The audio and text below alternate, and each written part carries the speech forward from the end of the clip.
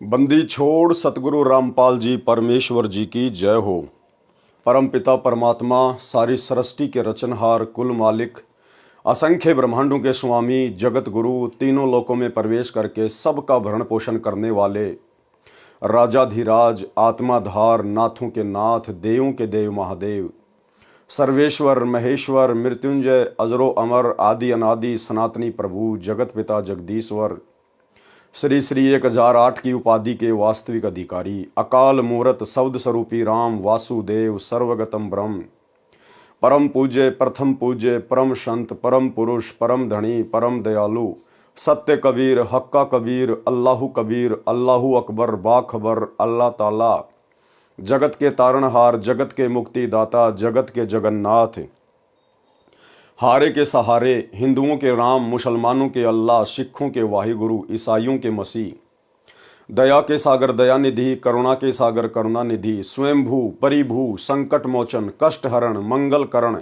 दुख भंजन अविगत कबीर निर्विकार निर्विषम परमात्मा अलय अलेख सतगुरु आदि अनादि सतगुरु असली मर्यादा पुरुषोत्तम असली राम असली कृष्ण असली घनश्याम असली मुरारी राजाओं के राजा महाराजाओं के महाराजा शहंशाहों के शहंशाह सम्राटों के सम्राट भगवानों के भगवान अल्लाहों के अल्लाह प्रभुओं के प्रभु मसीहाओं के मसीह सच्चे वाहिगुरु बाबाओं के बाबा पीरों के पीर सेठों के सेठ जगत सेठ सावड़सा सेठ सर्वगुण संपन्न अनंत कोटि कलाओं के स्वामी अनंत कोटि ब्रह्मांडों के नायक योगियों में महायोगी ध्यानियों में महाध्यानी सिद्धों में परम सिद्ध ज्ञानियों में तत्वज्ञानी ब्रह्म ज्ञानी महाज्ञानी परम ज्ञानी सर्वश्रेष्ठ ज्ञानी विज्ञानी युवा कबीर समरथ कबीर असमवात अमित ओजा सच्चे रहनुमा करीम अल्लाह सुभान अल्लाह दुनिया के अंतिम पैगंबर 8 सितंबर 1951 से गांव धनाना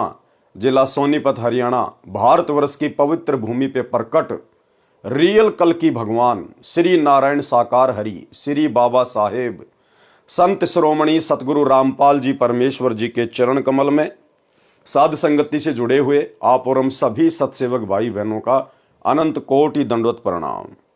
और कबीर सागर के सरलार्थ के ऊपर आज हमारा ये 42 नंबर का वीडियो है। 42 नंबर का पेज नंबर है 376 और आज हम यहां से आगे बढ़ेंगे। सूक्ष्म वेद की अमृतवाणी का यह भावार्थ है। वाणी का सरलार्थ आत्मा और मन को पात्र बनाकर संत गरीबदास जी ने संसार के मानव को समझाया है। कहा है कि यह संसार दुखों का घर है, इससे भिन्न एक और संसार है जहां कोई दुख नहीं है, वह शाश्वत स्थान है, सनातन परम धाम सत्यलोक वह सुख सागर है तथा वहां का प्रभु यानी अविनाशी परमेश्वर भी सुखदायी है जो उस सुख सागर में निवास करता है। सुख सागर अर्थात अमरलोक की संक्षिप्त परिभाषा बताई है। अब गुरुदेव भगवान ने एक शब्द के माध्यम से आप और हमें किस प्रकार से समझाया है। शंखों लहर मेहर की उपजय कहर नहीं जा कोई और दास गरीब अचल अविनाशी सुख का सागर सोई। भावार्थ किया है गुरुदेव ने, जिस समय मैं लेखक कौन पूज्य गुरुदेव भगवान, जिस समय मैं अकेला होता हूं तो कभी कभी ऐसी हिलोर अंदर से उठती है, उस समय सब अपने से लगते हैं। चाहे किसी ने मुझे कितना ही कष्ट दे रखा हो, उसके प्रति द्वेष भावना नहीं रहती, सब पर दया भाव बन जाता है। यह स्थिति कुछ ही मिनट रहती है, उसको मेहर की लहर कहा है। भाई और बहनों, यह बात गुरुदेव भगवान के द्वारा कहना कि थोड़े से समय के लिए कभी कभी मेरे अंदर वो लहर की मेहर आती है, यह केवल आप और हम जीवों को समझाने की दृष्टि से परमात्मा इस प्रकार की बातें कह रहे हैं, क्योंकि हम जीवों को कभी कभार इस प्रकार की कोई लहर की मेहर आती है, कभी कभार। तो गुरुदेव अपने आप को एक आम संत की भूमिका में दर्शाते हुए, एक भगत की भूमिका में दर्शाते हुए आप और हमें समझाने की दृष्टि से ये बात कह रहे हैं। अन्यथा हमारे गुरुदेव भगवान तो सुख के सागर हैं, सुख के सागर। मंतु बसरे सुख के सागर जहां शब्द सिंधु रत्नागर। ये तो अविनाशी परमात्मा है, सुख के सागर हैं। वो कहर की लहर इनके अंदर कभी नहीं उठती। ये तो परम दयालु हैं, परम दयालु। तो अपने आप को छुपाते हुए परमात्मा इस प्रकार की बात यहां पर कह रहे हैं, हम जीवों को समझाने की दृष्टि से। सतलोक अर्थात सनातन परम धाम में जाने के पश्चात प्रत्येक प्राणी को इतना आनंद आता है, वहां पर ऐसी असंख्यों लहर आत्मा में उठती रहती हैं। जब वह लहर मेरी आत्मा से हट जाती है तो वही दुखमय स्थिति प्रारंभ हो जाती है। उसने ऐसा क्यों कहा, वह व्यक्ति अच्छा नहीं है, वो हानि हो गई, ये हो गया, वह हो गया, यह कहर दुख की लहर कही जाती है। अब विचार करो भाई और बहनों, हमारे गुरुदेव भगवान जो कि पूर्ण संत है, पूर्ण परमात्मा है, कबीर देव हैं, भला वो इस प्रकार की बातें क्यों सोचेंगे कि उसने ऐसा क्यों कहा। गुरुदेव तो हमें समझाते हैं कि आवत गाड़ी एक है, उल्टा होय अनेक, कहे कबीर ना उल्टियो, रहे एक की एक। और जो तोकू काटा बोवे ताको बोतू फूल, तो ये फूल के फूल है वाको है त्रिशूल। हमारे गुरुदेव तो हमें इस प्रकार की शिक्षा देते हैं कि अगर तुम्हारे साथ में कोई बुरा बर्ताव करता है, कोई धोखा करता है, कोई गाली देता है, तो तुमने भी उसके प्रति बुरा नहीं सोचना कि उसने ऐसा क्यों कर दिया। तो भला हमारे गुरुदेव भगवान ऐसा क्यों सोचेंगे कि उसने ऐसा क्यों कहा, वह व्यक्ति अच्छा नहीं है, वो हानि हो गई। जबकि हमें तो गुरुदेव कहते हैं कि भक्ति मार्ग में अगर हानि हो जाए तो चिंता नहीं करनी चाहिए, वो भी परमात्मा का प्रसाद समझना चाहिए कि वो नुकसान भी मेरे हित में है, मेरे हित में। तो भला हमारे गुरुदेव भगवान हानि को रोएंगे क्या।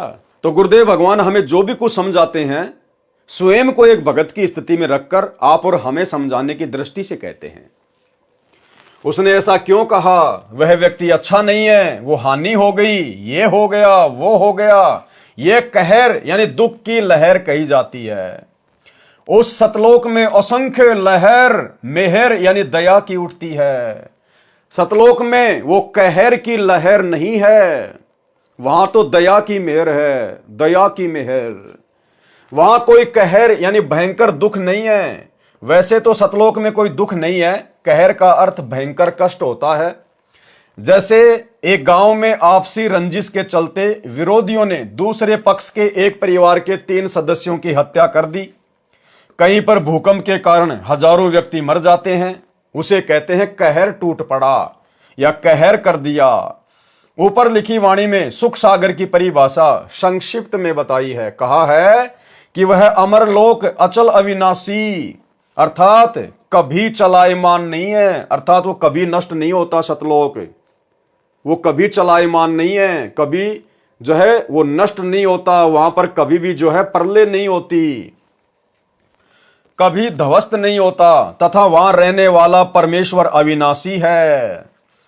वह स्थान तथा परमेश्वर सुख का समुद्र है।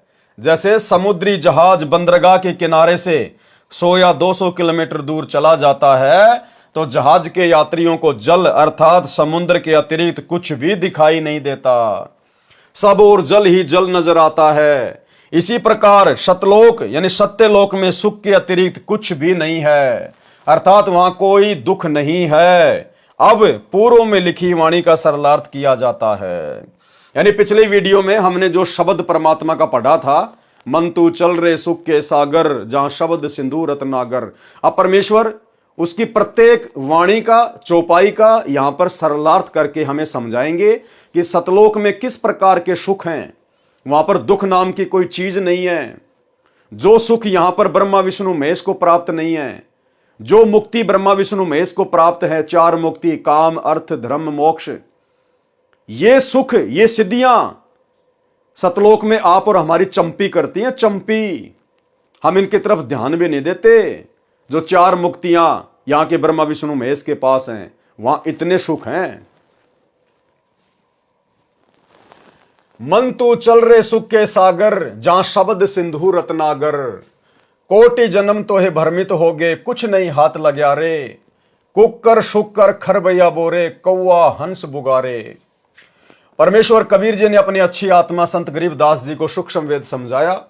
उसको संत गरीबदास जी गांव छुड़ानी जिला झज्जर हरियाणा प्रांत ने आत्मा तथा मन को पात्र बनाकर विश्व के मानव को काल ब्रह्म के लोक का कष्ट तथा सतलोक का सुख बताकर उस परम धाम में चलने के लिए सत्य साधना जो शास्त्रोक्त है करने की प्रेरणा की है। मन तू चल रे सुख के सागर, अर्थात हे मन तू सनातन परम धाम में चल। शब्द को अविनाशी अर्थ किया है क्योंकि शब्द नष्ट नहीं होता। इसलिए तो दास बार बार कहता है कि वो जो सार शब्द है, वो जो शब्द है वो हमारा गुरु है।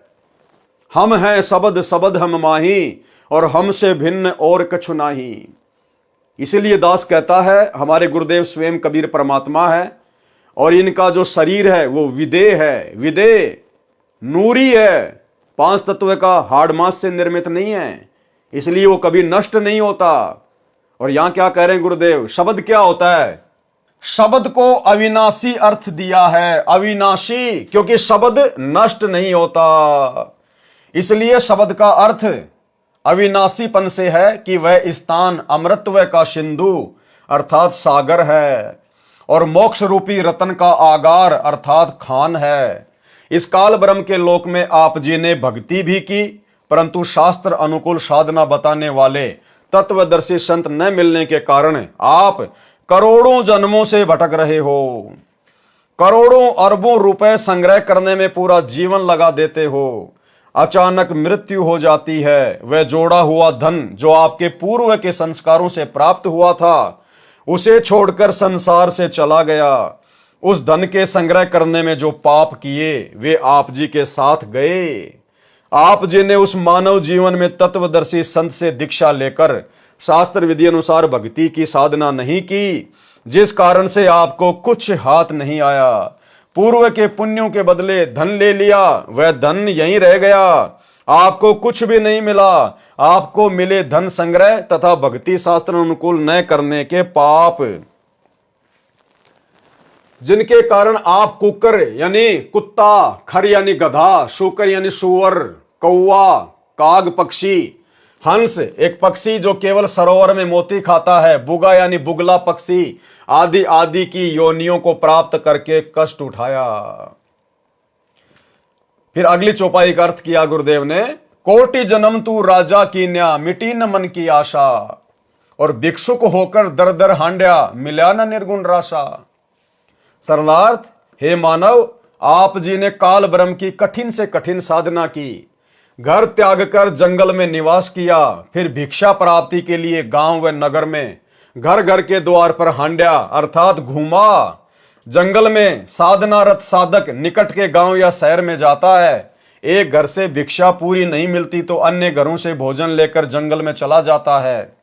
कभी कभी तो साधक एक दिन भिक्षा मांग कर लाते हैं, उसी से 2-3 दिन निर्वाह करते हैं। रोटियों को पतले कपड़े, रुमाल जैसे कपड़े को छालना कहते हैं। छालने में लपेटकर पेड़ की टहनियों से बांध देते थे। वे रोटियां सूख जाती थी, उनको पानी में भिगोकर नरम करके खाते थे।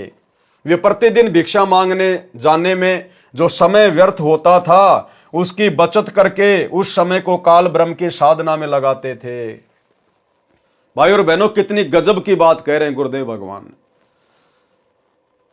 कि जिन साधु संतों ने, ऋषि महात्माओं ने घोर तपस्या की, सतयुग में, त्रेता में, द्वापर में, जिस समय हजारों वर्षों की उम्र होती थी, लाखों वर्षों की उम्र होती थी, सिर्फ परमात्मा प्राप्ति के लिए, और वो लोग अपना समय बचाने के लिए कि हमारा जरा भी समय भक्ति के अलावा व्यतीत नहीं होना चाहिए, एक एक क्षण का सदुपयोग होना चाहिए।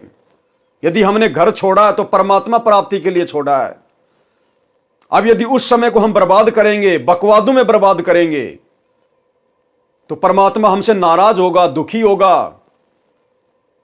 वो गांव में जाते थे, रोटियां मांग के लाया करते थे, और भाई और बहनों, ज्यादा से ज्यादा समय तपस्या में लगे, भक्ति में लगे, परमात्मा प्राप्ति में लगे।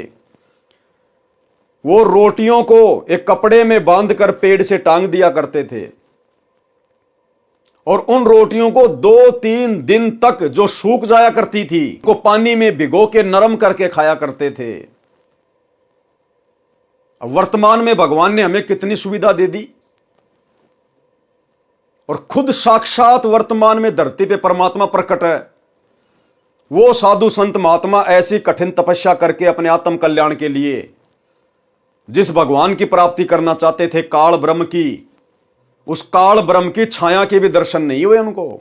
और हम भगत भाई बहनों को घर बैठे पूर्ण परमात्मा मिल गया, अल्लाहू अकबर मिल गया, उस काल का पिता मिल गया, जिसकी भक्ति से पूर्ण मोक्ष होगा, जिसकी प्राप्ति के लिए इतनी कठिन साधना भी नहीं करनी, जंगल में भी नहीं जाना, घर परिवार भी नहीं छोड़ना, अपना काम करते करते अपने बाल बच्चों के साथ मर्यादाओं में रह के भक्ति करनी है, बढ़िया बढ़िया खाना खाना है।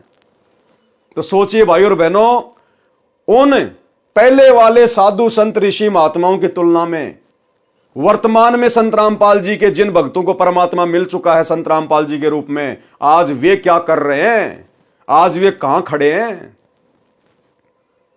आप लोग तो समय की नजाकत को समझ ही नहीं रहे। अपने कोऑर्डिनेटरों के कहने से, गुरुदेव के परिवार के कहने से दुनिया भर की तो तुम राजनीतिक रैलियों में धक्के खाते हो। कभी नरेंद्र मोदी की गोहाना की रैली में, कभी नरेंद्र मोदी की भोपाल की रैली में, कभी कोई पीला पर्चा निकाल दिया कि वहां से वो व्यक्ति चुनाव लड़ रहा है, हमने उसको वोट डालना है, उसका समर्थन करना है। कभी आप लोगों को कहां पर धक्के खाने के लिए बैठा दिया जाता है, कभी जाट आरक्षण में, कभी गुंडों की सीबीआई जांच में। आज आप भाई बहन जो सतलोक आश्रमों से जुड़े हुए हैं, आपका स्टैंड कहां है? अरे कहां खड़े हो तुम? कैसे परमात्मा तुमसे प्रसन्न होगा? सोचो उन आत्माओं को जिन्होंने ऐसी घोर तपस्या की परमात्मा प्राप्ति के लिए, जिनको मार्ग भी सही नहीं मिला हुआ था, अपना एक सेकंड भी फालतू में बर्बाद नहीं करते थे। और तुम सत्संग के बहाने इन आश्रमों में जाते हो, दुनिया भर की रिश्तेदारियां जोड़ते हो, दुनिया भर का जो आडंबर इन आश्रमों में गुरुदेव के परिवार ने सेट कर रखा तुम्हारे मनोरंजन के लिए, जुलाहों का कुआं, वहां जाकर सेल्फियां लेते हो। मिट्टी की गाय, मिट्टी के बैल, उनको देखते हो। कबीर जी का झोपड़ा, मिट्टी का पहाड़, लहर तारा तालाब, दुनिया भर की रंगोलियां, मनोरंजन के लिए जाते हो, टाइम पास करते हो वहां जाके। परमात्मा कितना नाराज होगा, कल्पना भी नहीं कर सकते। समय की नजाकत को समझो। पूर्ण ब्रह्म परमात्मा काल का भी बाप धरती पे प्रकट है हमारे गुरुदेव भगवान के रूप में। अपना परम सौभाग्य समझो, जो बिन बुलाए मेहमान की तरह परमात्मा आ गया। आप और हमने कभी सपने में भी नहीं सोचा था इस भगवान और भक्ति के बारे में। इस भगवान ने आके हमारा हाथ पकड़ा है। अपनी नालायकी के चलते, अपनी अज्ञानता के चलते हाथ मत छुड़ाओ परमात्मा से। समय का सदुपयोग करो, ज्ञान को आधार बनाओ, साध संगति से जुड़े हुए भाई बहनों से शिक्षा लो। ड्रामेबाजी नहीं चलेगी। आने वाले समय में जिसकी मर्यादा होगी, जिसके पास भक्ति धन होगा, उसका बचाव होगा। रोटियों को पतले कपड़े, रुमाल जैसे कपड़े को छालना कहते हैं। छालने में लपेटकर पेड़ की टहनियों से बांध दिया करते थे। वे रोटियां सूख जाती थी, उनको पानी में भिगोकर नरम करके खाते थे। वे प्रतिदिन भिक्षा मांगने जाने में जो समय व्यर्थ होता था, उसकी बचत करके उस समय को काल ब्रह्म की साधना में लगाते थे। भावार्थ है कि जन्म मरण से छुटकारा पाने के लिए, अर्थात पूर्ण मोक्ष प्राप्ति के लिए वेदों में वर्णित विधि तथा लोक वेद से घोर तप करते थे। उनको तत्वदर्शी संत न मिलने के कारण निर्गुण रासा अर्थात गुप्त ज्ञान, जिसे तत्व ज्ञान कहते हैं, वह नहीं मिला।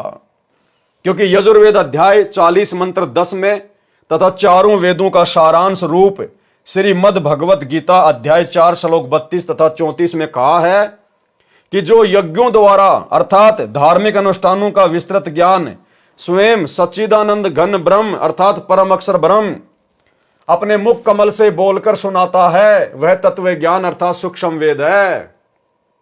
गीता ज्ञानदाता ब्रह्म ने कहा है कि उस तत्व ज्ञान को तू तत्व ज्ञानियों के पास जाकर समझ। उनको दंडवत प्रणाम करने से, नम्रता पूर्वक प्रश्न करने से, ये परमात्म तत्व को भली भांति जानने वाले तत्वदर्शी संत तुझे तत्व ज्ञान का उपदेश करेंगे। अब भाई और बहनों, ये परमात्म तत्व को भली भांति कौन जान सकता है? ना तो 21 ब्रह्मांड का स्वामी ये काल जान सकता, ना 7 संख ब्रह्मांड का स्वामी अक्षर पुरुष जान सकता। इन दोनों भगवानों को भी कंप्लीट परमात्म तत्व नहीं है, पूर्ण तत्व ज्ञान नहीं है, तो भला संत रामपाल जी के पास कैसे आ गया? इसका मतलब सतगुरु रामपाल जी जो परमात्म ज्ञान से, तत्व ज्ञान से भली भांति परिचित हैं, वे कोई 21 ब्रह्मांड के सामान्य प्राणी नहीं है आप और हमारी तरह।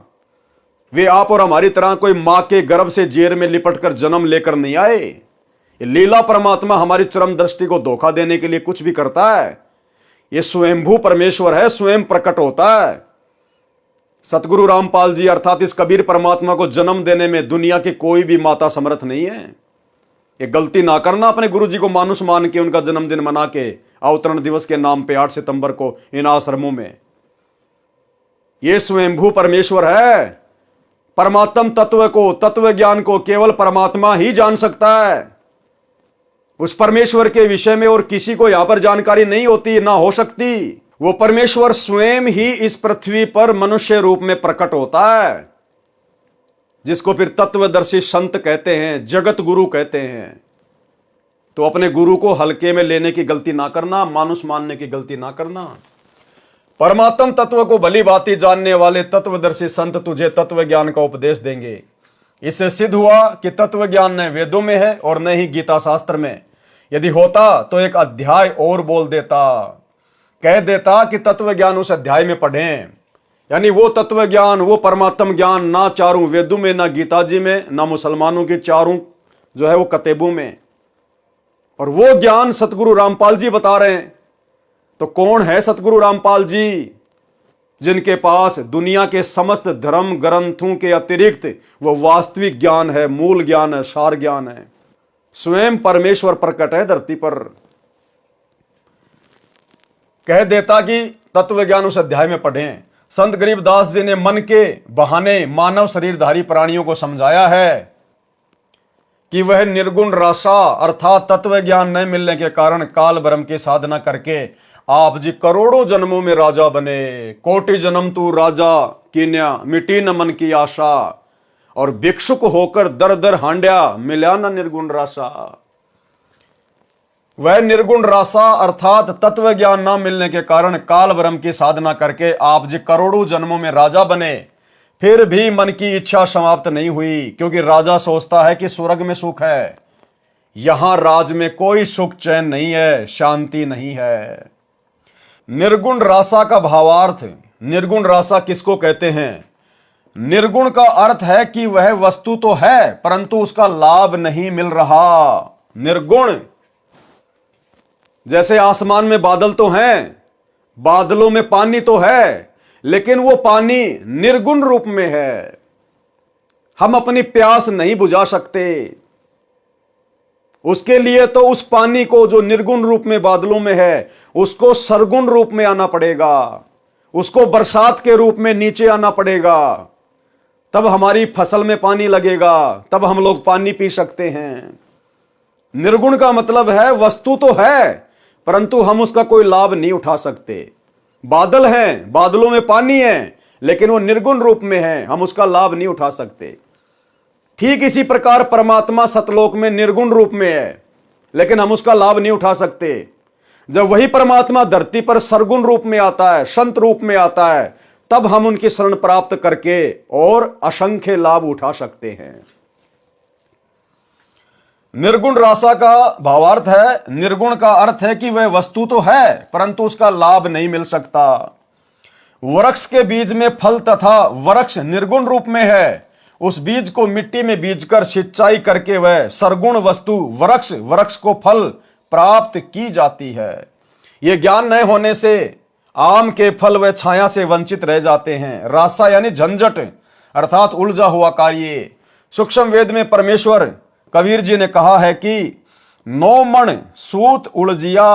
9 मण में 360 किलोग्राम वजन होता है। 9 मण में कबीर 9 मण सूत उलझिया, ऋषि रहे झकमार।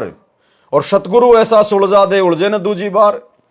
यानी इस आध्यात्मिक ज्ञान को, परमात्मा की प्राप्ति के मार्ग को सतयुग से लेकर वर्तमान समय तक ब्रह्मा जी के वंशजों ने, नकली पंडितों ने, धर्म गुरुओं ने, आचार्य शंकराचार्यों ने, और आजकल रोजाना जो 5-10 नए नए आचार्य यूट्यूब पर पैदा हो रहे हैं, इन लोगों ने अपनी मन गढ़ंत बातों से इस आध्यात्मिक ज्ञान को नौमन सूत की तरह उलझा के रखा हुआ था।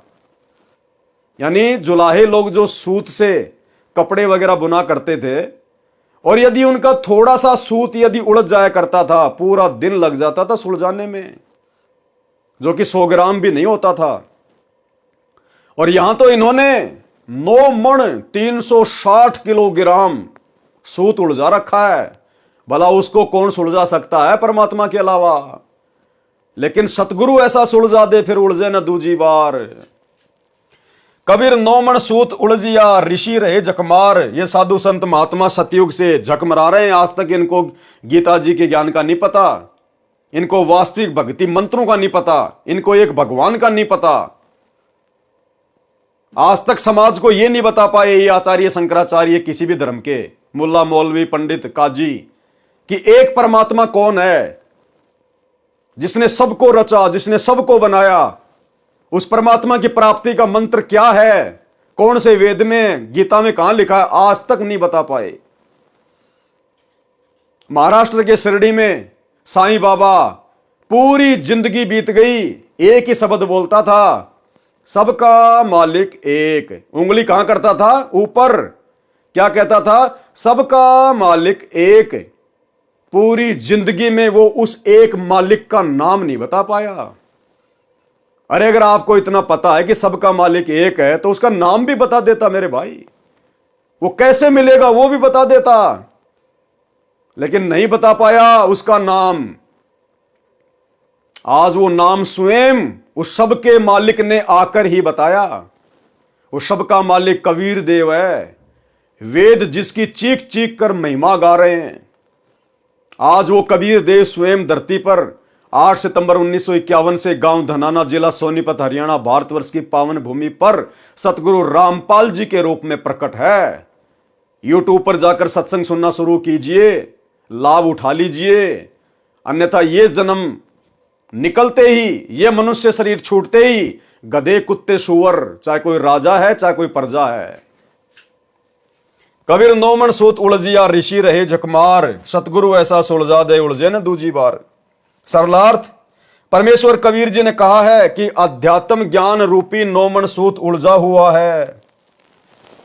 1 किलोग्राम उलझे हुए सूत को सीधा करने में 1 दिन से भी अधिक जुलाहों का समय लग जाता था। यदि सुलझाते समय धागा टूट जाता तो कपड़े में गांठ लग जाती। गांठ गठीले कपड़े को कोई मोल नहीं लेता था। इसलिए परमेश्वर कबीर जुलाहे ने जुलाहों का सटीक उदाहरण बताकर समझाया है कि अधिक उलझे हुए सूत को कोई नहीं सुलझाता था। अध्यात्म ज्ञान उसी 9 मण उलझे हुए सूत के समान है, जिसको सतगुरु अर्थात तत्वदर्शी संत ऐसा सुलझा देगा जो पुनः नहीं उलझेगा।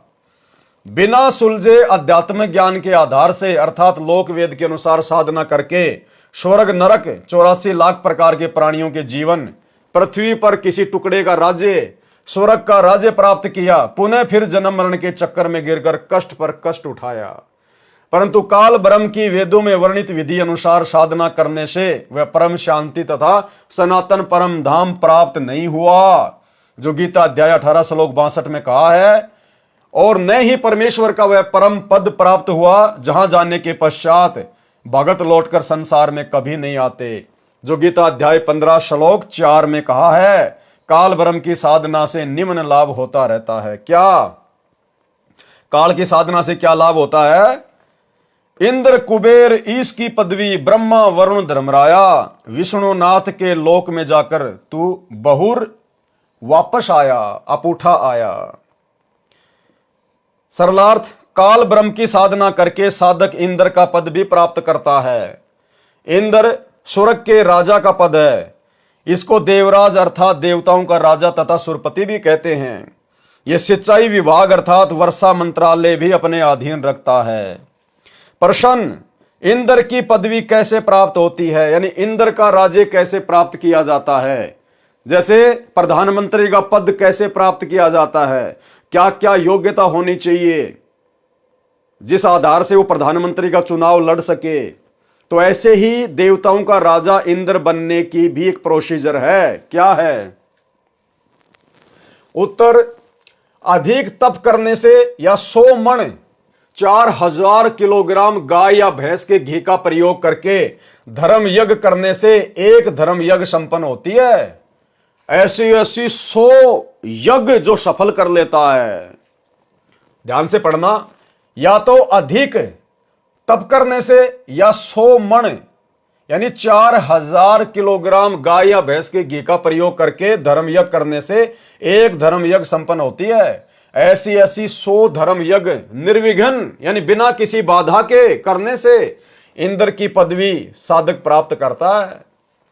तप या यज्ञ के दौरान यज्ञ या तप की मर्यादा भंग हो जाती है तो नए सिरे से यज्ञ तथा तप करना पड़ता है। और यही सतगुरु रामपाल जी परमेश्वर जी की भक्ति में है। अगर इस भक्ति को सफल करना है तो जब एक छोटा सा इंद्र का पद, देवताओं का राजा, जिस पद को भोगने के बाद में इंद्र सीधा गधे की योनि में जाता है।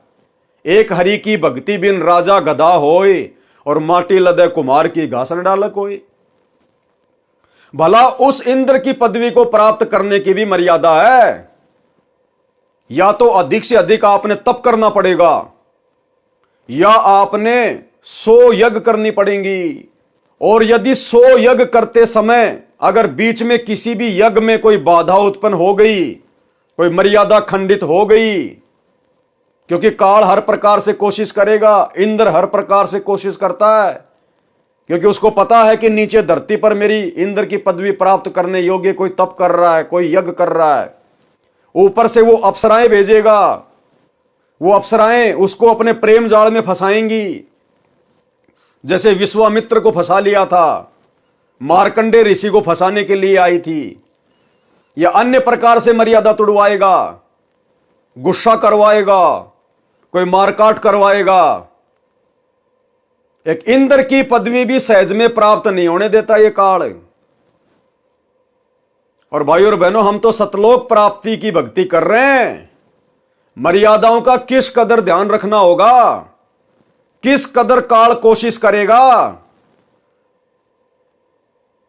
और आप तो काल की गोद में बैठ के भक्ति कर रहे हो और अपने आप को सुरक्षित महसूस कर रहे हो।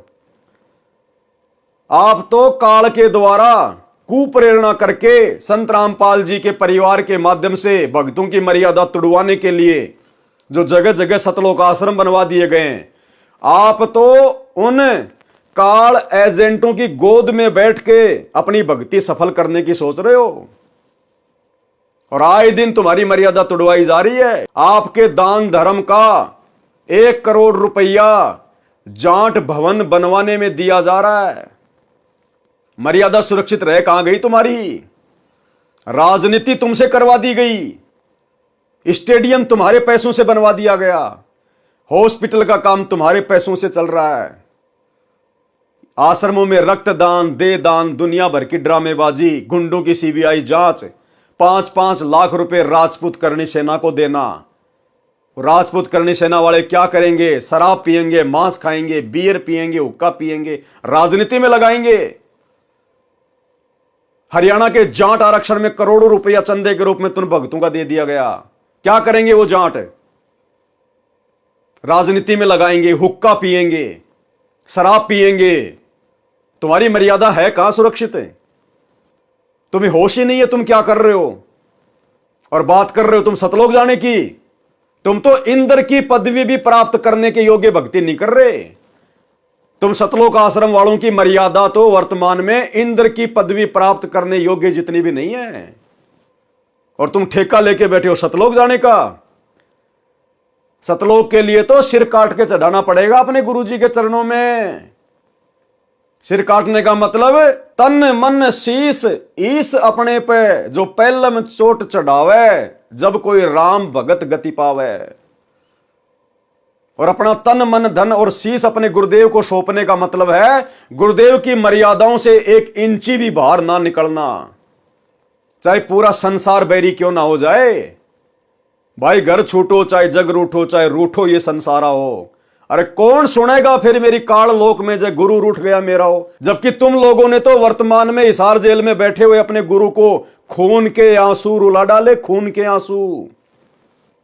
हिसार जेल से आने वाली ऑडियो में रोजाना गुरु दुखी होकर तुम लोगों को डांटता है, धिक्कारता है कि अच्छे इंसान तो जगत वाले भी ऐसा नहीं करते जो तुम भगत कर रहे हो। कोऑर्डिनेटर बन गए तो तुम कोई खुदा बन गए क्या? अपनी माता बहनों के साथ में, गुरु बहनों के साथ में गंदी गंदी हरकतें करते हो। आए दिन तुम्हारा गुरु तुम्हें डांटता रहता है। कहां बैठे हो भाई साहब? तुम तो इंद्र के लोक में जाने के योग्य भी भक्ति नहीं कर पा रहे। क्या कह रहे हैं परमात्मा? ऐसी ऐसी 100 धर्म यज्ञ निर्विघ्न, निर्विघ्न यानी कोई किसी प्रकार की बाधा ना कर सके। ऐसी ऐसी 100 धर्म यज्ञ निर्विघ्न करने से इंद्र की पदवी साधक प्राप्त करता है। तप या यज्ञ के दौरान यज्ञ या तप की मर्यादा भंग हो जाती है तो नए सिरे से यज्ञ तथा तप करना पड़ता है। भाई दूसरा जन्म लेना पड़ेगा, नए सिरे से भक्ति शुरू करनी पड़ेगी। अब तुम लोग अपनी मर्यादाओं को इतना फाड़ चुके हो कि गुरुदेव भगवान के द्वारा टाके भी नहीं लगाए जा सकते। अर्थात तुम नाम भी इतनी बार शुद्ध करवा चुके हो कि अब तो शुद्धिकरण का ऑप्शन भी समाप्त हो चुका है। अब तो नए सिरे से जन्म लेना पड़ेगा, नए सिरे से जन्म। और भाई अगले जन्म में क्या होगा फिर वो तो अगला जन्म ही बताएगा। जब इस जन्म में तुम कोई तीर नहीं मार सके, अगले जन्म में भला क्या तुम तोप चलाओगे? सफल होने पर ही इंद्र की पदवी प्राप्त होती है। इस प्रकार इंद्र की पदवी प्राप्त होती है। प्रश्न: इंद्र का शासन काल कितना है? मृत्यु उपरांत इंद्र के पद को छोड़कर प्राणी किस योनि को प्राप्त करता है? उत्तर: इंद्र स्वर्ग के राजा के पद पर 72 चौकड़ी अर्थात 72 चतुर्युग तक बना रहता है। 72 चतुर्युग तक इंद्र का शासन काल होता है। 72 चतुर्युग क्या है? एक चतुर्युग होता है सतयुग, त्रेता, द्वापर, कलयुग। इन चारों युगों को मिलाकर एक चतुर्युग कहा जाता है। और एक चतुर्युग की आयु होती है 43,20,000 वर्ष। यानी सतयुग की शुरुआत से लेकर कलयुग के अंत तक चारों युगों का एक चतुर्युग का जो समय होता है वो होता है 43,20,000 वर्ष। ऐसे ऐसे 72 चतुर्युग तक इंद्र शासन करता है, शासन। और जब उसका शासनकाल पूरा हो जाता है या बीच में कोई दूसरा व्यक्ति इंद्र की गद्दी प्राप्त करने योग्य कोई तप कर लेता है, कोई यज्ञ कर लेता है, तो उस इंद्र को बीच में भी हटा दिया जाता है। इतने समय तक वो शासन करता है। इंद्र स्वर्ग के राजा के पद पर 72 चौकड़ी अर्थात 72 चतुर्युग तक बना रहता है। एक चतुर्युग में सतयुग, त्रेता, द्वापर तथा कलयुग का समय होता है, जो 17,28,000 यानी सतयुग का जो समय होता है वो होता है 17,28,000 का। 12,96,000 वर्ष का समय होता है त्रेता युग का और 8,64,000 वर्ष का समय होता है द्वापर युग का और 4,32,000 वर्ष का समय होता है कलयुग का। क्रमशः सतयुग, त्रेता, द्वापर, कलयुग का समय अर्थात 43,20,000 वर्ष का समय एक चतुर्युग में होता है। ऐसे ऐसे बने 72 चतुर्युग तक वह साधक इंद्र के पद पर स्वर्ग के राजा का सुख भोगता है। एक कल्प अर्थात ब्रह्मा जी के एक दिन में जो 1008 चतुर्युग का होता है। अब ब्रह्मा जी का तो एक दिन ही 1008 चतुर्युग का होता है। 14 जीव इंद्र के पद पर रहकर अपना किया पुण्य कर्म भोगते हैं। यानी ब्रह्मा जी के एक दिन में 14 इंद्र अपना शासनकाल पूरा करके मर जाते हैं। 14 जीव इंद्र के पद पर रहकर अपना किया पुण्य कर्म भोगते हैं। इंद्र के पद को भोगकर वे प्राणी गधे का जीवन प्राप्त करते हैं।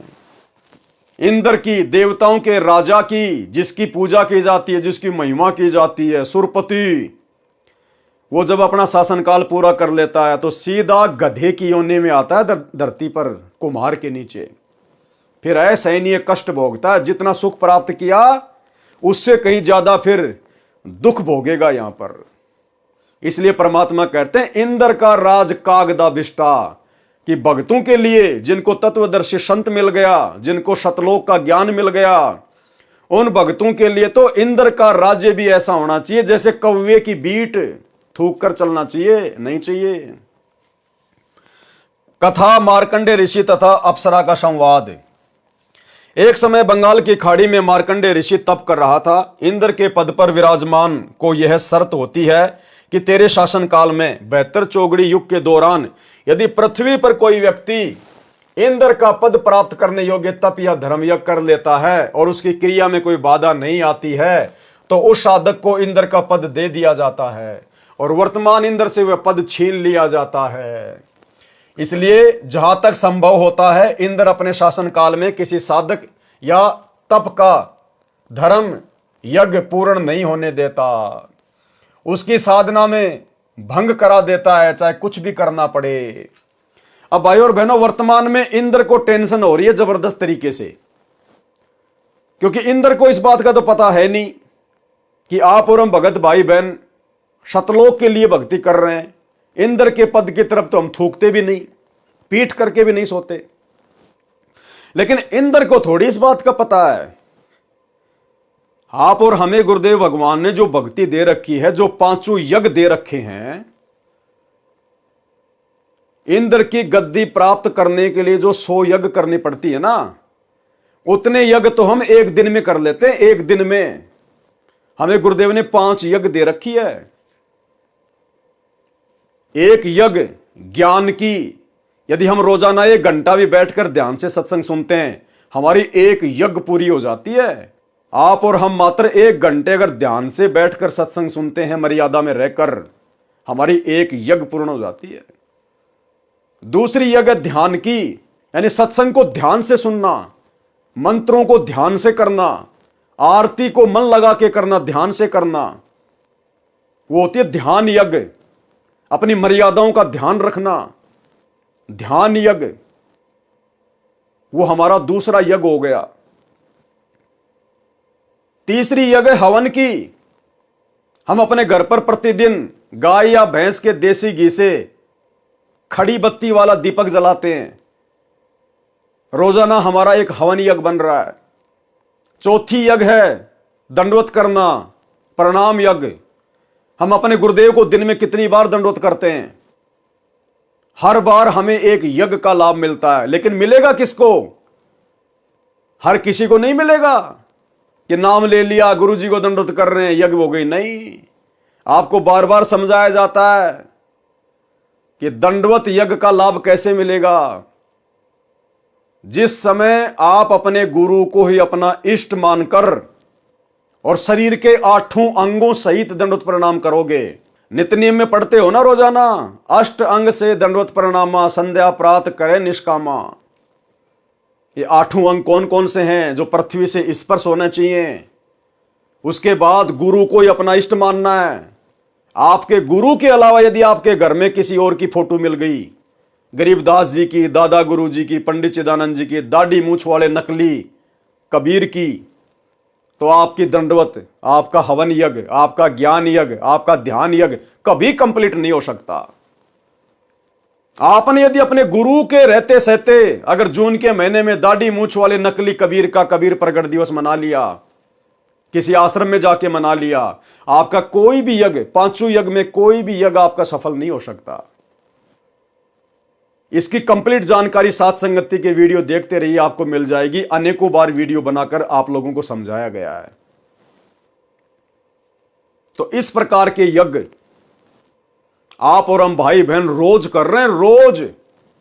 तो इंद्र को ऊपर टेंशन हो रही है, उसका सिंहासन डोल जाता है, क्योंकि अब सतगुरु रामपाल जी की संगत में केवल उनके साथ संगति से जुड़े हुए भगत ही अपनी 5 यज्ञ को निर्विघ्न रूप से रोजाना सफल कर रहे हैं। वास्तव में यदि संत रामपाल जी की संगत में किसी की यज्ञ सफल हो रही है तो केवल सत्सेवकों की, क्योंकि पूरी टर्म एंड कंडीशन के साथ में यदि कोई भक्ति कर रहा है, पांचों यज्ञ कर रहा है तो संत रामपाल जी के भगत साथ संगति से जुड़े हुए। तो इंद्र का जो सिंहासन है वो बुरी तरह से डोल रहा है, बुरी तरह से, उसके समझ में नहीं आ रहा। अब वो तोड़ने का प्रयास करेगा। फिर जब उसको पता चलेगा साहब ऐसे ऐसे संत रामपाल जी के भगत हैं और वो लोग साहब ये धार्मिक यज्ञ कर रहे हैं, तो इंद्र घबराया हुआ है। अब घबराया हुआ इंद्र क्या करेगा? मर्यादा तोड़वाएगा। किनकी? जिनके ऊपर गुरु का पूरा आशीर्वाद नहीं है। गुरु का पूरा आशीर्वाद किनके ऊपर नहीं होगा? जो गुरु को अपना इष्ट नहीं मानते, जो गुरु की मर्यादाओं में नहीं रहते, गंदी राजनीति भी करते रहते हैं, राजनेताओं की रैलियों में धक्के खाते रहते हैं, कोई पीला पर्चा निकाल दे वैसा ही कर लेते हैं, समय पे आरती नहीं करते, मोबाइल में लगा के बाथरूम में भाग जाते हैं। पांचों यज्ञ जिनके सफल नहीं हो रही, तो अब वो क्या करेगा? सत्सेवकों पे तो उसका जोर चलेगा नहीं, क्योंकि सत्सेवकों को तो परमात्मा ने अपनी गोद में बैठा रखा है, रक्षा कवच बना रखा है। अब वो क्या करेगा? इन आश्रमों में, आश्रमों से जुड़े हुए भक्तों को, इनके ऊपर नजर जाएगी। और काल ने क्या किया? सबकी मर्यादा तोड़वा दी। इंद्र ने देखा रे ये तो मूर्खों का टोल है, मूर्खों का टोल। इनका गुरु तो ज्ञान देके चला गया जेल में, और ये तो ना अपने गुरु की एक मानते ना कुछ और। ये तो लातों के भूत हैं, भेड़ चाल में चलते हैं। जैसे जानवर को डंडे से हांका जाता है, ऐसे ही इनको कोऑर्डिनेटरों के द्वारा हांका जा रहा है, गुरुदेव के परिवार के द्वारा हांका जा रहा है। तो काल ने देखा कि इनकी मर्यादा तोड़वाना तो बड़ा आसान है, क्योंकि ये तो अंध भगत हैं। ये अपने गुरुदेव के ज्ञान का तो इस्तेमाल करते ही नहीं, अपना बुद्धि विवेक तो लगाते नहीं। तो काल ने पकड़ा उन लोगों को जिन लोगों के ऊपर संगत अंधविश्वास करती है। तो काल ने पकड़ा गुरुदेव के दोनों लड़कों को, गुरुदेव की दोनों लड़कियों को, इन कोऑर्डिनेटरों को, आश्रम संचालकों को, कि संगत तो इनके ऊपर अंधा विश्वास करती है, इनको अपने गुरु के ज्ञानवान से कोई लेना देना नहीं है। और आज वही सब के सब लोग काल के एजेंट बनकर आप लोगों के ढंग से ऐसी तैसी करवा रहे हैं, मर्यादा तोड़वा के ढंग से। उसकी साधना भंग करा देता है, चाहे कुछ भी करना पड़े। जब इंद्र को उसके दूतों ने बताया कि बंगाल की खाड़ी में मार्कंडे नामक ऋषि तप कर रहे हैं, इंद्र ने मार्कंडे ऋषि का तप भंग करने के लिए उर्वशी भेजी। सर्व श्रृंगार करके देवपरी मार्कंडे ऋषि के सामने नाचने गाने लगी। उर्वशी ने अपनी सिद्धि से उस स्थान पर बसंत ऋतु जैसा वातावरण बना दिया। मार्कंडे ऋषि ने कोई उत्सुकता नहीं दिखाई। उर्वशी ने कमर का नाड़ा तोड़ दिया, निर्वस्त्र हो गई, नगन नंगी हो गई, निर्वस्त्र हो गई। तब मार्कंडे ऋषि बोले, हे बेटी, हे बहन, हे माई, आप ये क्या कर रही हो? आप यहां गहरे जंगल में अकेली किस लिए आई हो? अब सोचिए भाई और बहना, कहां मार्कंडे ऋषि, कहां हम? वो काल की पूजा करने वाला, ओम नाम की कमाई करने वाला, वो भी इतना दृढ़ था। इंद्र की पत्नी आ गई जो कि सबसे सुंदर है, और अपनी कमर का नाड़ा तक तोड़ दिया, नंगी होके खड़ी हो गई सामने। जंगल के अन्य जो तपस्वी थे वो तो देख के ही वो तो हो गए फैल। और मार्कंडे ने कहा कि हे माई, हे बहन, ये बेटी तू क्या कर रही है? कपड़े पहन, क्यों आई यहां पर? और हम वर्तमान में संत रामपाल जी भगवान के भगत, और क्या हालत हो रही है? अपनी ही गुरु बहनों को नहीं छोड़ रहे। सतलोक आश्रमों में अपने खुद की गुरु बहनों को भी नहीं छोड़ रहे, उनके ऊपर भी कुदृष्टि डाल रहे हैं, गंदी दृष्टि डाल रहे हैं। मैं नहीं कह रहा, खुद संत रामपाल जी कह रहे हैं कि मेरे पास जेल में ऐसी ऐसी भी शिकायतें आती हैं कि माता बहनों को गंदे गंदे मैसेज भी करते हैं। अब जो गंदे गंदे मैसेज करेगा वो और क्या क्या गंदे गंदे काम करता होगा। और गुरुदेव कह रहे हैं ऐसे दुष्ट ना तो कोऑर्डिनेटर के लायक है और ना भगत कहलाने के लायक है। सुन लो अपने गुरुदेव के मुख कमल से। विचार करना होगा कि हम कौन है, कहां से आए। आपस में खेचातानी रखते हो अभी भी भगत हो गए। अच्छे इंसान तो जगत वाले भी ना करते ऐसा जैसे भगत कर रही है। अच्छे इंसान तो जगत वाले गुनाह करते ऐसा जैसे भगत कर रहे हैं। अच्छे इंसान तो जगत वाले गुनाह करते ऐसा जैसे भगत कर रहे हैं।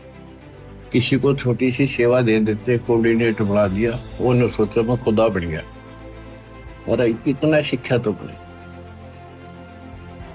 मजदूर बनो सीखो, मजदूर। और कई देखा है कि कोऑर्डिनेटर या जिसकी जो भी व्यवस्था लगाई जाए तो व्यवहार भी ठीक नहीं करते, धमकान लग जाते, फुरकान लग जाते। और कुछ ऐसी भी शिकायतें आई हैं जो बहन बेटियों के साथ गलत मैसेज भी डालते हैं। तो वो दुष्ट लोग ना तो कोऑर्डिनेटर के योग्य है ना वो भगत के योग्य। और कुछ ऐसी भी शिकायतें आई हैं जो बहन बेटियों के साथ गलत मैसेज भी डालते हैं। तो वो दुष्ट लोग ना तो कोऑर्डिनेटर के योग्य है ना वो भगत के योग्य। और कुछ ऐसी भी शिकायतें आई हैं जो बहन बेटियों के साथ गलत मैसेज भी डालते हैं।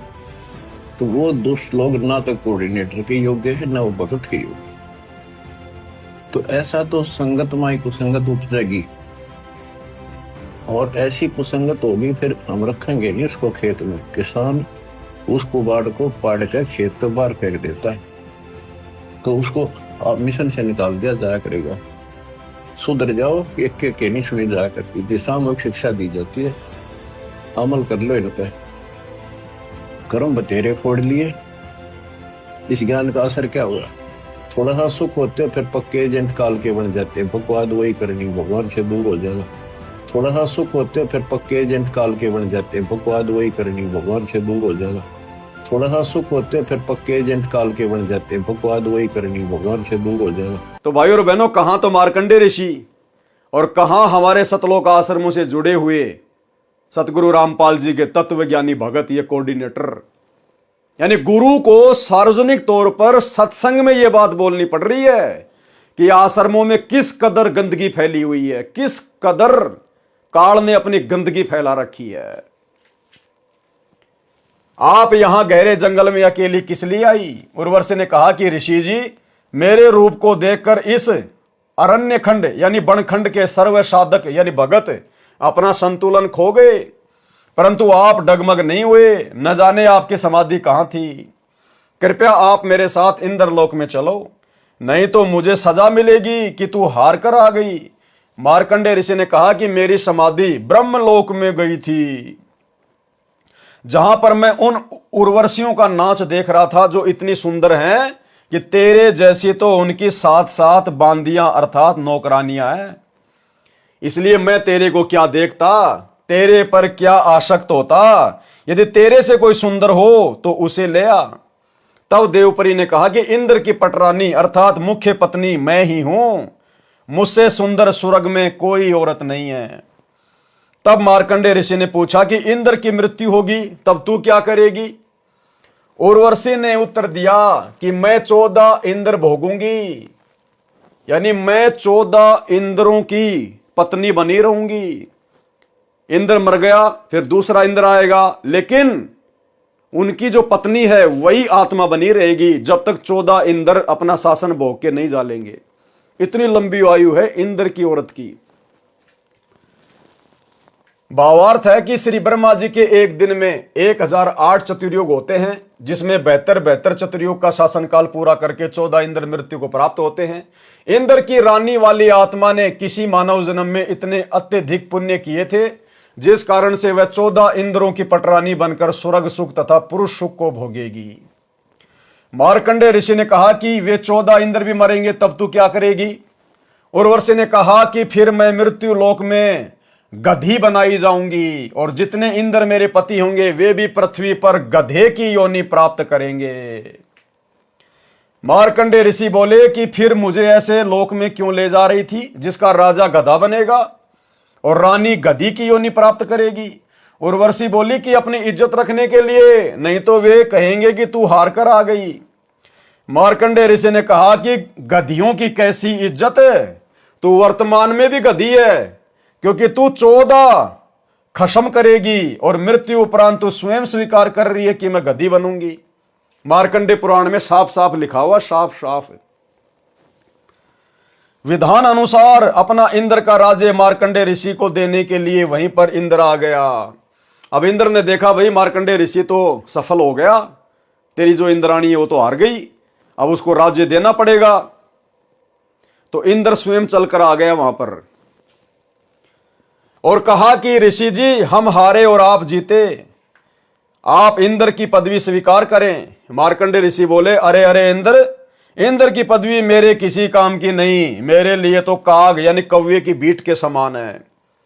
मार्कंडेय ऋषि ने इंद्र से फिर कहा कि तू मेरे बताए अनुसार साधना कर, तेरे को ब्रह्मलोक ले चलूंगा, इस इंद्र के राज्य को छोड़ दे। इंद्र ने कहा कि हे ऋषि जी अब तो मुझे मौज मस्ती करने दो, फिर कभी देखूंगा। और यही सतगुरु रामपाल जी के परिवार ने, उनके बेटा बेटियों ने, इन स्टेट कोऑर्डिनेटर ने सोच रखा है कि अभी तो मौज करने दो, संगत थूक रही है, ज्योति पाठ और दान के नाम पे थूक रही है, अभी तो हमें चाटने में आनंद आ रहा है, अभी तो हमें ऐश करने दो, मौज मस्ती करने दो, राजनीति करने दो, समाज वालों से भाईचारा निभाने दो। संगत थूक रही है, हम चाट रहे हैं, आनंद आ रहा है। पाठक जनों विचार करो, इंद्र को पता है कि मृत्यु के उपरांत गधे का जीवन मिलेगा, फिर भी उस क्षणिक सुख को त्यागना नहीं चाहता। कहा कि फिर कभी देखूंगा। फिर कब देखेगा? गधा बनने के पश्चात तो कुमार देखेगा कितना वजन गधे की कमर पर रखना है, कहां से डंडा मारना है। ठीक इसी प्रकार इस पृथ्वी पर कोई छोटे से टुकड़े का प्रधानमंत्री, मंत्री, मुख्यमंत्री या राज्य में मंत्री बना है या किसी पद पर सरकारी अधिकारी या कर्मचारी बना है या धनी है, उसको कहा जाता है कि आप भक्ति करो नहीं तो गधे बनोगे। वे या तो नाराज हो जाते हैं कि क्यों बनेंगे गधे, फिर से मत कहना। कुछ सभ्य होते हैं, वे कहते हैं कि किसने देखा है गधे बनते हैं। फिर उसको बताया जाता है कि सब संत तथा ग्रंथ बताते हैं, तो अधिकतर कहते हैं कि देखा जाएगा। उनसे निवेदन है कि मृत्यु के पश्चात गधा बनने के बाद आप क्या देखोगे? फिर तो कुमार देखेगा कि आप जी के साथ कैसा बर्ताव करना है। देखना है तो वर्तमान में देख। ठीक इसी प्रकार हम साथ संगति से जुड़े हुए भाई बहनों का, सतलोक आश्रमों से जुड़े हुए हमारे गुरु भाई बहनों से प्रार्थना है, विनती है, समय रहते आंखें खोल लो। तुम्हारी आंखों के सामने जो दुष्ट कर्म, जो घटिया कर्म, मर्यादा विरुद्ध कर्म, गुरुदेव के सत्संगों के विरुद्ध मनमाना आचरण इन सतलोक आश्रमों में तुमसे करवाया जा रहा है, गुरुदेव का परिवार कर रहा है तुम्हारे दान धर्म पर। समय रहते सुधर जाओ, आंखें खोल लो, साथ संगति से जुड़ जाओ, अन्यथा बाद में फिर भाई कुमार देखेगा, कुमार। देखना है तो वर्तमान में देख, बुराई छोड़कर शास्त्र अनुकूल साधना करो, जो वर्तमान में विश्व में केवल मेरे पास, लेखक रामपाल दास के पास है। आओ ग्रहण करो और अपने जीव का कल्याण कराओ। ऊपर लिखी वाणी नंबर 3 में बताया है कि इंद्र, कुबेर तथा ईश की पदवी प्राप्त करने वाले तथा ब्रह्मा जी का पद, वरुण, धर्मराय का पद प्राप्त करके तथा विष्णु जी के लोक को प्राप्त, देव पद प्राप्त भी वापस जन्म मरण के चक्कर में रहता है। इंद्र, कुबेर, ईश की पदवी, ब्रह्मा, वरुण, धर्मराया और विष्णु लोक के पुर को जाकर तू फिर भी वापस आया। इतना सब कुछ सुख भोग कर भी जो काल तक की साधना करते हैं या मर्यादा तोड़कर पूर्ण संत की साधना करते हैं, उनको ये सुख मिलेंगे। इंद्र का पद भी मिलेगा, विष्णु का पद भी मिलेगा, धर्मराय का पद भी मिलेगा, लेकिन वापस फिर गधा भी बनना पड़ेगा, गधा। स्वर्ग लोक में 33 करोड़ देव पद हैं, जैसे भारतवर्ष की संसद में 540 सांसदों के पद हैं। व्यक्ति बदलते रहते हैं, उन्हीं सांसदों में से प्रधानमंत्री तथा अन्य केंद्रीय मंत्री आदि बनते हैं। इसी प्रकार उन 33 करोड़ देवताओं में से ही कुबेर का पद अर्थात धन के देवता का पद प्राप्त होता है, जैसे वित्त मंत्री होता है। ईश की पदवी का अर्थ है प्रभु पद, जो कुल 3 माने गए हैं, श्री ब्रह्मा जी, श्री विष्णु जी तथा श्री शिव जी। वरुण देव जल का देवता है। धर्मराय मुख्य न्यायाधीश है, जो सब जीवों के कर्मों का फल देता है, उसे धर्मराज भी कहते हैं। ये सर्व काल ब्रह्म की साधना करके पद प्राप्त करते हैं। पुण्य समाप्त होने के पश्चात पद से मुक्त होकर पशु पक्षियों आदि की 84 लाख प्रकार की योनियों में चले जाते हैं। फिर नए ब्रह्मा जी, नए विष्णु जी तथा नए शिव जी इन पदों पर विराजमान होते हैं। उपरोक्त सर्व देवता जन्मते मरते हैं, ये अविनाशी नहीं है। इनकी स्थिति आप जी को सृष्टि रचना अध्याय में इसी पुस्तक में स्पष्ट होगी कि ये कितने भगवान हैं, कितने प्रभु हैं, किसके पुत्र हैं तथा कौन इनकी माता जी है। अन्य प्रमाण श्री देवी पुराण सचित्र मोटा टाइप केवल हिंदी, गीता प्रेस गोरखपुर से प्रकाशित के 3रे स्कंद में पेज नंबर 123 पर लिखा है कि तुम शुद्ध स्वरूपा हो। यानी विष्णु जी अपनी माता दुर्गा से प्रार्थना कर रहे हैं कि तुम शुद्ध स्वरूपा हो, ये सारा संसार आप ही से उद्भासित हो रहा है। मैं यानी विष्णु, ब्रह्मा और शंकर आपकी कृपा से विद्यमान है। हमारा तो आविर्भाव यानी जन्म तथा तिरोभाव अर्थात मृत्यु हुआ करता है, यानी हम तो जन्मते और मरते हैं। आप प्रकृति देवी हैं। शंकर भगवान बोले कि हे देवी, यदि विष्णु के पश्चात उत्पन्न होने वाले ब्रह्मा आपसे उत्पन्न हुए तो क्या मैं तमोगुणी लीला करने वाला शंकर क्या आपकी संतान नहीं हुआ? अर्थात मुझे भी उत्पन्न करने वाले तुम ही हो। हम तो केवल नियमित कार्य ही कर सकते हैं, यानी जैसा आप हमें आदेशित करती हो हम तो केवल वही कर सकते हैं। अर्थात जिसके भाग्य में जो लिखा है हम वही प्रदान कर सकते हैं, न अत्यधिक कर सकते हैं न कम कर सकते हैं। पाठक जनों, इस श्री देवी पुराण के उल्लेख से स्पष्ट हुआ कि श्री ब्रह्मा जी, श्री विष्णु जी तथा श्री शंकर जी नासवान हैं। इनकी माता जी का नाम श्री देवी दुर्गा है। अधिक जानकारी आप सृष्टि रचना अध्याय से ग्रहण करेंगे जो इसी पुस्तक में लिखी है। ये प्रधान देवता हैं, अन्य इनके निम्न स्तर के देव हैं। ये सर्व जन्मते मरते हैं। अविनाशी राम यानी अविनाशी परमात्मा ये नहीं है। श्रीमद् भगवद गीता अध्याय 10 श्लोक 2 में लिखा है कि गीता ज्ञानदाता काल ब्रह्म ने कहा है कि मेरी उत्पत्ति को न तो देवता जानते हैं न ही महर्षि जन जानते, क्योंकि इन सब का आदि कारण मैं ही हूं, अर्थात ये सर्व मेरे से उत्पन्न है। गीता अध्याय 14 श्लोक 3 में गीता ज्ञानदाता ने कहा कि हे अर्जुन, मेरी प्रकृति अर्थात दुर्गा तो गर्भ धारण करती है, मैं उसके गर्भ में बीज स्थापित करता हूं, यानी पति पत्नी व्यवहार करता हूं, जिससे सर्व प्राणियों की उत्पत्ति होती है। गीता अध्याय 14 श्लोक 4 में गीता ज्ञानदाता ने कहा कि हे अर्जुन, नाना प्रकार की सब योनियों में जितने शरीरधारी मूर्तियां उत्पन्न होती हैं, प्रकृति यानी दुर्गा तो उन सबकी गर्भ धारण करने वाली माता है। अहम ब्रह्म यानी मैं ब्रह्म यानी काल बीज स्थापित करने वाला पिता हूं। गीता अध्याय 14 श्लोक 5 गीता ज्ञानदाता ने स्पष्ट किया है कि हे अर्जुन, सत्व गुण श्री विष्णु जी, रजगुण श्री ब्रह्मा जी तथा तमगुण श्री शिव जी, ये प्रकृति अर्थात दुर्गा देवी से उत्पन्न तीनों देवता अर्थात तीनों गुण अविनाशी जीव आत्मा को कर्मों के अनुसार शरीर में बांधते हैं। उपरोक्त परमाणु से स्पष्ट हुआ कि उपरोक्त देवता नाशवान है तथा काल ब्रह्म के पुत्र हैं। प्रसंग चल रहा है कि वाणी संख्या 3 का सरलार्थ इंद्र कुबेर ईश अर्थात ब्रह्मा विष्णु शिव तक को प्राप्त करके तथा वरुण धर्मराय की पदवी तथा श्री विष्णुनाथ के लोक को प्राप्त करके भी जन्म मरण के चक्कर में रहते हैं। मार्कंडेय ऋषि जी ब्रह्म साधना कर रहे थे, यानी काल की साधना कर रहे थे, उसी को सर्वोत्तम मान रहे थे, इसलिए इंद्र को कह रहे थे कि आजा तेरे को ब्रह्म साधना का ज्ञान कराऊं। ब्रह्मलोक की तुलना में स्वर्ग का राज्य लापसी यानी बिना देसी घी से बना भोजन जो हलवे जैसा दिखाई देता है की तुलना के जैसे कव्वे की भीट है। पाठक जनों, सत्य लोक को हलवा जानो। आप जी ने ब्रह्म साधना करने वाले श्री चुनक ऋषि, श्री दुर्वासा ऋषि तथा कपिल मुनि की दशा जान ली। उनकी साधना को गीता ज्ञानदाता ने गीता अध्याय 7 श्लोक 18 में अनुत्तम अर्थात घटिया बताया है। उसी श्रेणी की साधना मार्कंडेय ऋषि जी की थी, जिसको अति उत्तम मानकर कर रहे थे तथा इंद्र को भी राय दे रहे थे कि ब्रह्म साधना कर ले। सूक्ष्म वेद में कहा है कि औरों पंथ बताओ ही और आपने जाने रा। दूसरों को तो रास्ता बता रहा है और खुद को ज्ञानी नहीं है। भावार्थ, अन्य को मार्गदर्शन करते हैं, स्वयं भक्ति मार्ग का ज्ञान नहीं। श्रीमद् भगवद गीता अध्याय 4 श्लोक 25 से 29 तक यही बताया है कि जो साधक जैसी भी साधना करता है उसे उत्तम मानकर कर रहा होता है। सर्व साधक अपनी अपनी भक्ति को पापनाशक जानते हैं। गीता अध्याय 4 श्लोक 32 में स्पष्ट किया है कि यज्ञों अर्थात धार्मिक अनुष्ठानों का ज्ञान स्वयं सच्चिदानंद घन ब्रह्म ने अपने मुख कमल से बोली वाणी में विस्तार के साथ कहा है। वह तत्व ज्ञान है जिसे जानकर साधक सर्व पापों से मुक्त हो जाते हैं। गीता अध्याय 4 श्लोक 34 में स्पष्ट किया है कि उस तत्व ज्ञान को तत्वदर्शी संत जानते हैं। उनको दंडवत प्रणाम करने से, नम्रता पूर्वक प्रसन्न करने से वे तत्व ज्ञान को जानने वाले ज्ञानी महात्मा तुझे तत्व ज्ञान का उपदेश करेंगे। और भाई वो तत्वदर्शी संत, वो ज्ञानी महात्मा वर्तमान में धरती पर सतगुरु रामपाल जी के रूप में प्रकट है।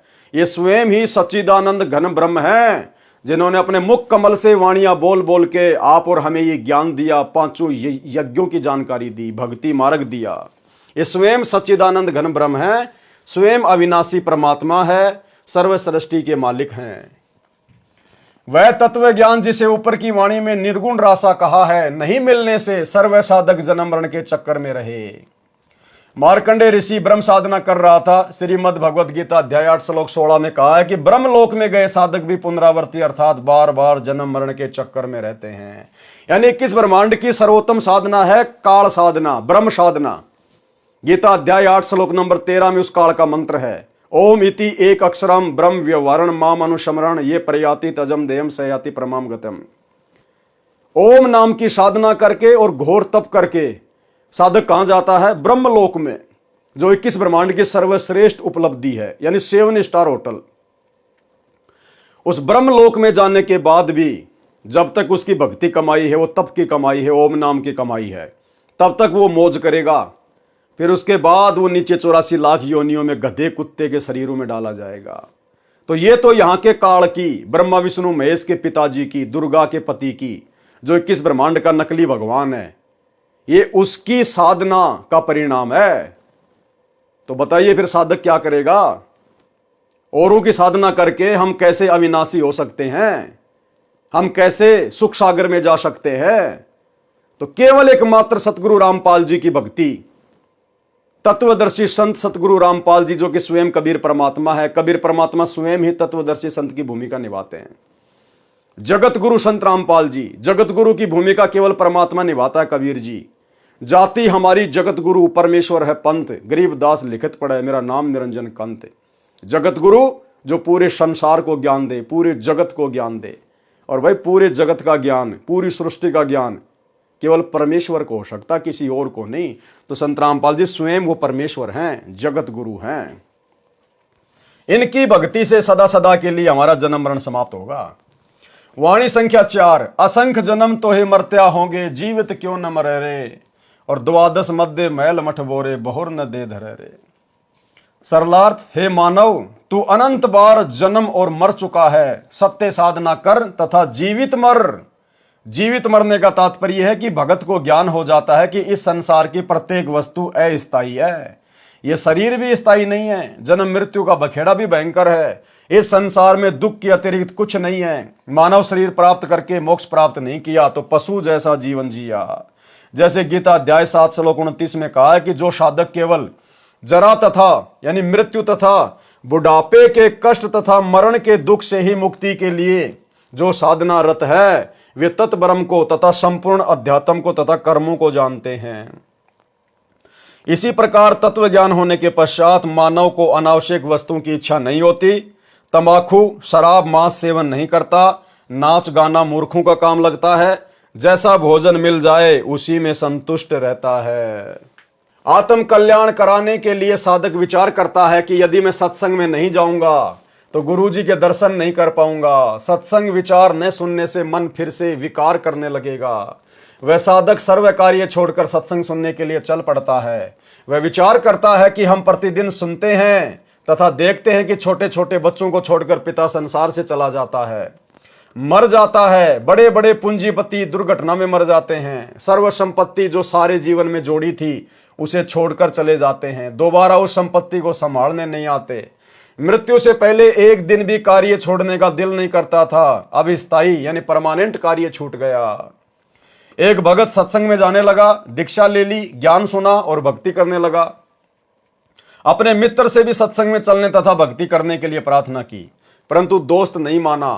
कह देता कि कार्य से फुर्सत नहीं है, छोटे छोटे बच्चे हैं, इनका पालन पोषण भी करना है। काम छोड़कर सत्संग में जाने लगा तो सारा धंधा चौपट हो जाएगा।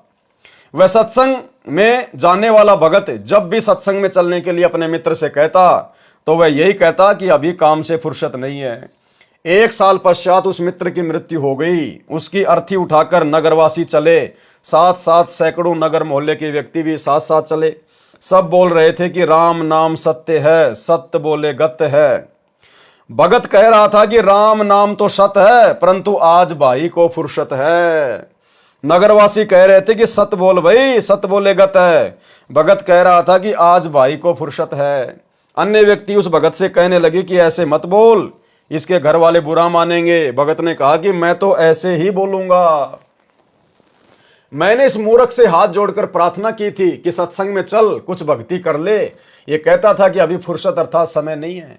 आज इसको परमानेंट फुर्सत है। छोटे छोटे बच्चे भी छोड़ चला, जिनके पालन पोषण का बहाना करके परमात्मा से दूर रहा।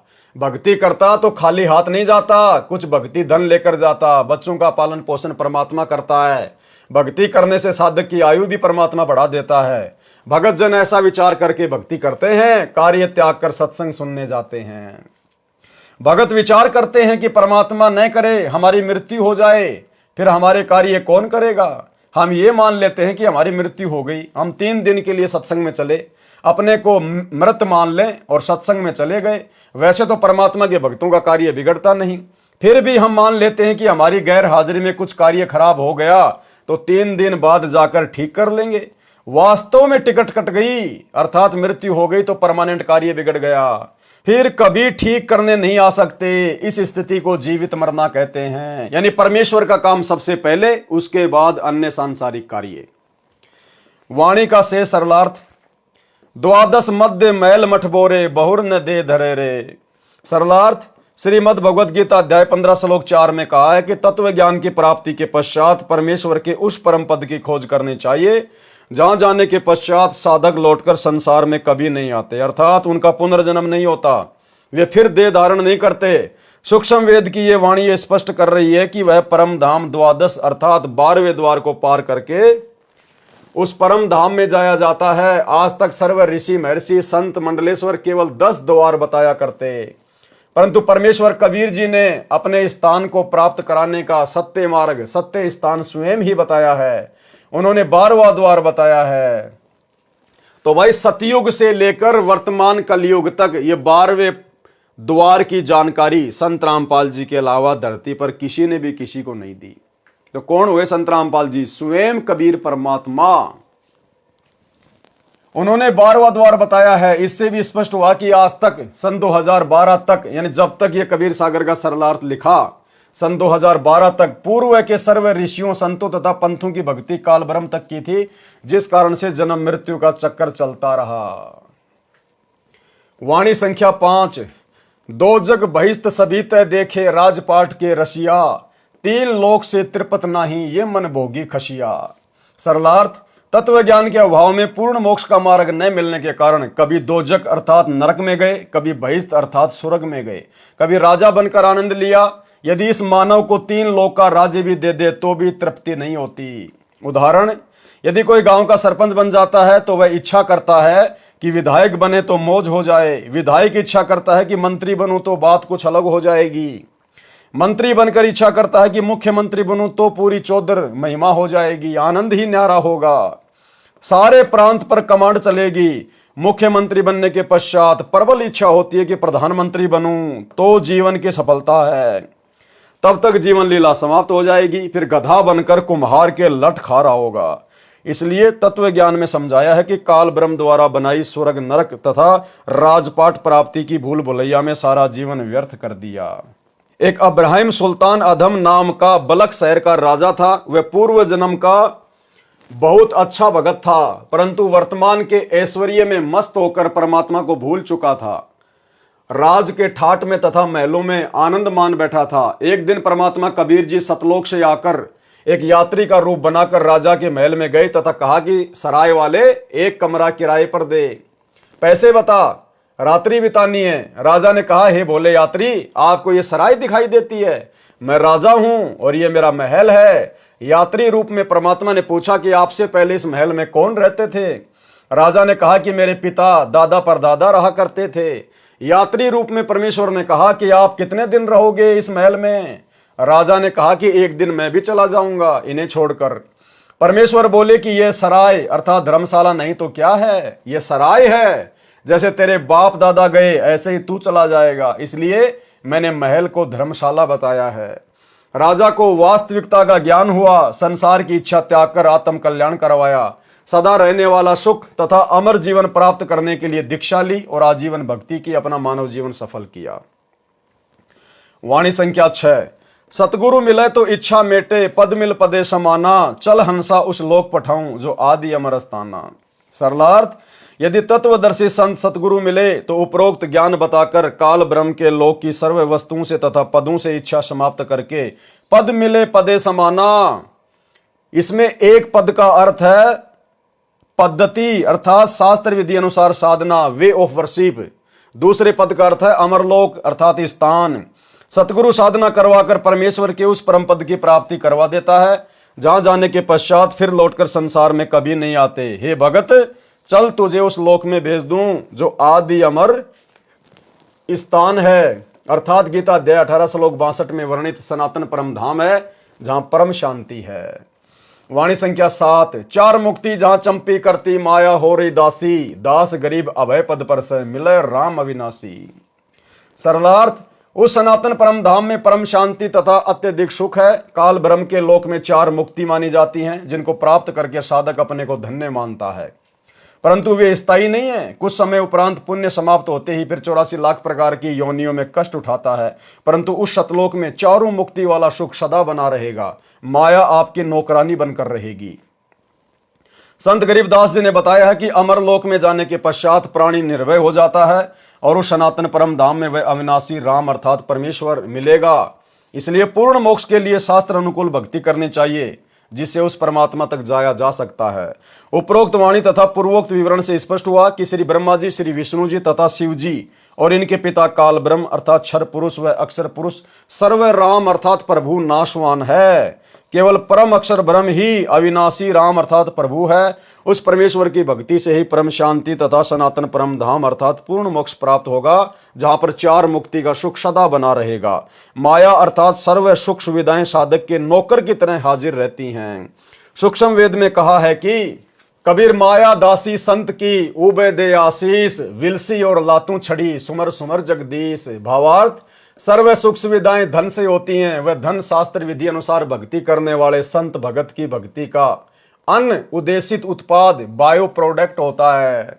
जैसे जिसने गेहूं की फसल बीजी तो उसका उद्देश्य गेहूं का अन्न प्राप्त करना है, परंतु भूस अर्थात चारा भी अवश्य प्राप्त होता है। चारा तूड़ा गेहूं के अन्न का अन्न उद्देशित उत्पाद बायो प्रोडक्ट है। इसी प्रकार सत्य साधना करने वाले को अपने आप धन माया मिलती है, साधक उसको भोगता है, वह चरणों में पड़ी रहती है, अर्थात धन का अभाव नहीं रहता, परंतु आवश्यकता से अधिक प्राप्त रहती है। परमेश्वर की भक्ति करके माया का भी आनंद भगत संत प्राप्त करते हैं तथा पूर्ण मोक्ष भी प्राप्त करते हैं। कबीर सागर के अध्याय आत्मबोध का सारांश संपूर्ण हुआ। सत साहे। तो भाई और बहनों, आज के वीडियो में केवल इतना ही, गुरुदेव भगवान के आशीर्वाद से। और कल रात्रि 8 बजे सभी भाई बहन फिर से दास के Facebook page Pawan Das is live के ऊपर लाइव जुड़ेंगे, एक नए वीडियो के साथ में, एक नई आध्यात्मिक जानकारी के साथ में। गुरुदेव भगवान आप और हमारे ऊपर जिस प्रकार से दया कर रहे हैं, अपने कर कमल से लिखित पुस्तकों के ऊपर वीडियो बनवा रहे हैं, आप और हम भाई बहनों ने प्रत्येक वीडियो से कुछ न कुछ शिक्षा लेकर अपने जीवन में लागू करना है। तभी भाई और बहनों गुरुदेव भगवान के द्वारा लिखने का, दास के द्वारा वीडियो बनाने का और आप भाई बहनों के द्वारा इतना समय निकालकर सुनने का कोई फायदा होगा। तो आज के वीडियो में केवल इतना ही। सभी भाई बहन वीडियो को ज़्यादा से ज़्यादा शेयर किया करें, खुद भी इन बातों के ऊपर अमल किया करें, गुरुदेव भगवान से प्रार्थना किया करें और हम सब ने इसी मनुष्य जन्म को अपना अंतिम मनुष्य जन्म बनाना है। अपनी भक्ति को पूर्ण मर्यादा में रहकर सफल करना है, गुरु को प्रसन्न करके। और गुरु किन किन कर्मों से दुखी होगा, किन किन बातों से दुखी होगा, वीडियो की शुरुआत में आपको बता दिया गया है। तो ऐसी महागलतियां जो गुरुदेव का कलयुगी परिवार कर रहा है, आश्रम संचालक कर रहे हैं, कोऑर्डिनेटर कर रहे हैं और इन सब के पीछे अंधी होकर चल रही अंध संगत कर रही है, आप और हम सत्सेवक भाई बहन करने से बचें। तो आज के वीडियो में केवल इतना ही। कल रात्रि 8 बजे फिर से लाइव जुड़ेंगे। तब तक गुरुदेव भगवान हम सबको आज्ञा दे, इजाज़त दे, आशीर्वाद दे। बंदी छोड़ सतगुरु रामपाल जी भगवान की जय हो।